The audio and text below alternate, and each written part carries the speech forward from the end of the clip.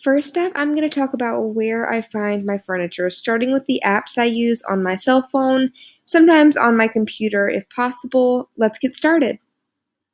My personal favorite is Facebook groups.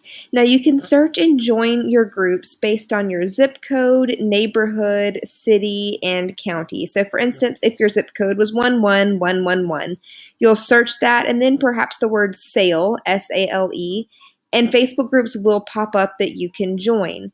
Some groups are better than others, and you'll just have to play around with it to see which ones are your favorites. Now, it's very important to follow the rules on each group. Some are very strict and have very strange rules, so you'll have to learn which ones require different things. Also, keep in mind that there is a Facebook algorithm that you're going to have to play around with. The more that you view certain items, such as dressers, the more Facebook is going to show you those items on your newsfeed and in Marketplace. Speaking of Facebook Marketplace, this is essentially the modern day Craigslist. This is where people are really going to buy and sell furniture. Now, whenever you use Facebook Marketplace, there's an algorithm to this as well. So the more that you view dressers, the more they're going to pop up on Marketplace. And there's unfortunately no longer a newest first option. So the algorithm is completely at play for now until they hopefully revert back to this. So just scroll and look for things that you like. I personally love to look through Facebook groups and go to the furniture section of Marketplace, shown here on the left. And you can also search keywords and turn on notifications shown at the bottom, circled in red.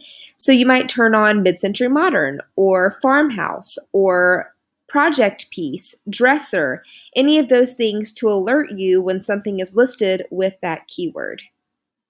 Some free apps I recommend to download are OfferUp, which recently purchased the Let Go app. Craigslist, it's not super active in my area, but maybe in yours. 5 Miles, Nextdoor, which I believe is America only. Yard Sales, which is a great place to check out on the weekends, and estatesales.net. In an upcoming segment, I will be going on more about estate sales because I know a lot of people are confused about them, but these are some great apps to start. Now, I can easily go online or on these apps and find pieces of furniture that are out of my budget, but it is hard to find ones that are more affordable and on the lower end. So here are some tips I use to barter online to save money on each piece of furniture. The first one is to compliment and share. Instead of jumping to it and saying, can you do this or save this or knock this much off of the price, I start with saying, I absolutely love this dresser and it is beautiful. I say I'm sure you could get this amount if you held out, but I would love to come and get this. It would look great in my bedroom, but my problem is my budget is only XYZ. Now, the next tip is to be reasonable. If they're asking $3,000, you're not going to talk them down to what you want to pay. And if they're asking $40, don't offer 10, don't even offer 20. Try to get closer to the amount they're asking so you don't offend them and waste both of your time.